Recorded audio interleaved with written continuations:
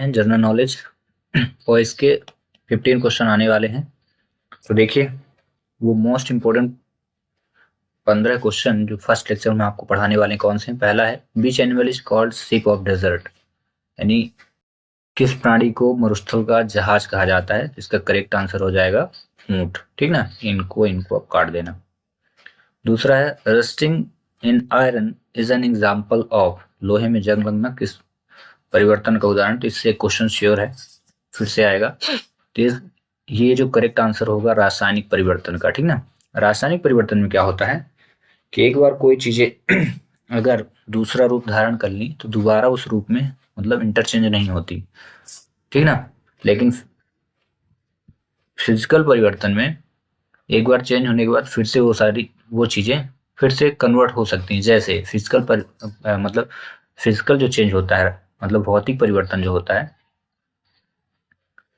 इसमें देखिए एक एग्जांपल लेते हैं। जल वाष्प में कन्वर्ट हो जाता है।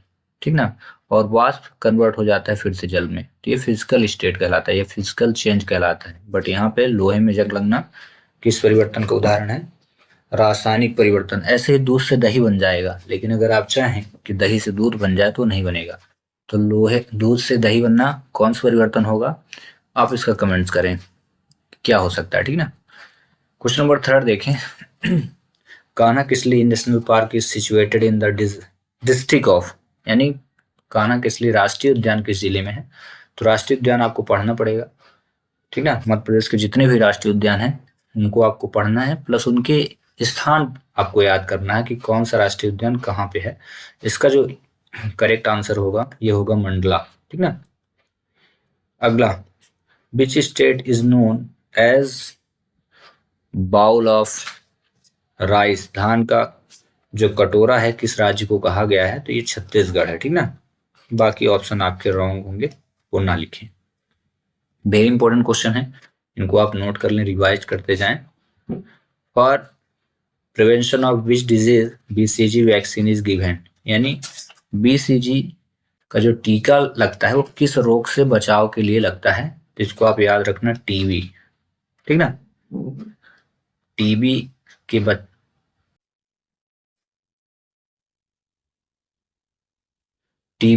के बचाव के लिए कौन सा टीका लगता है, बीसीजी। यदि कोई व्यक्ति टीबी से ग्रसित है तब भी बीसीजी लगेगा, या कि उससे बचाव के लिए, मतलब ये टीका अगर लग गया है तो व्यक्ति को टीबी नहीं होगी। ठीक ना, तो आपको जितने भी टीके होते हैं उनके बारे में भी आपको स्टडी करना पड़ेगा।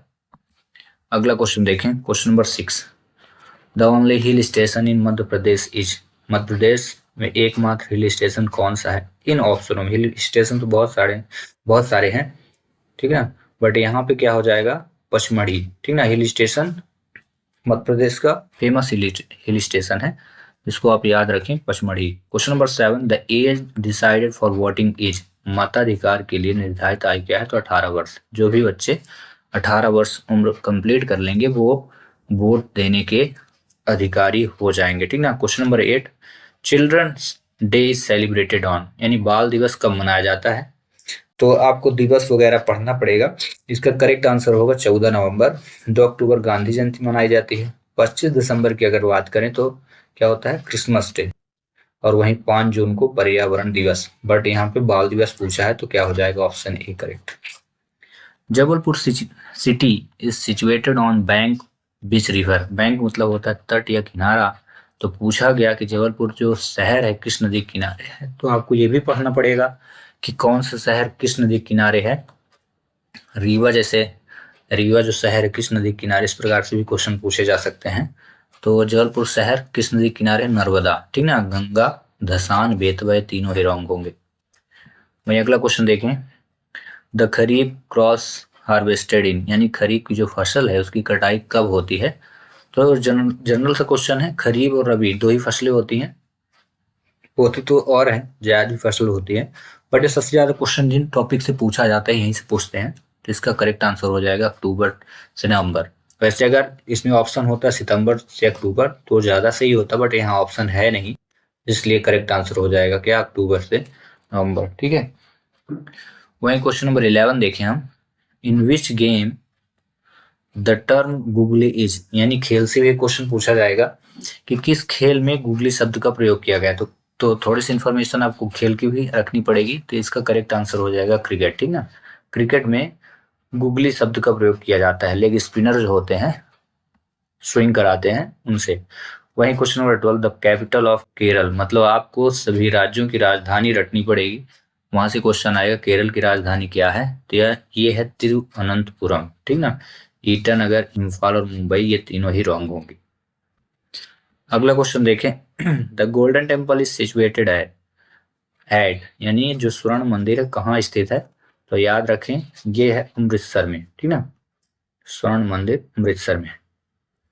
वहीं question number 14, in which city the Tatya Tope समाधि इज सिचुएटेड, यानी कौन से शहर में तात्या टोपे की समाधि स्थित है, तो इसको आप याद रखेंगे शिवपुरी में। ग्वालियर, झांसी और उज्जैन इसके रॉन्ग ऑप्शन होंगे।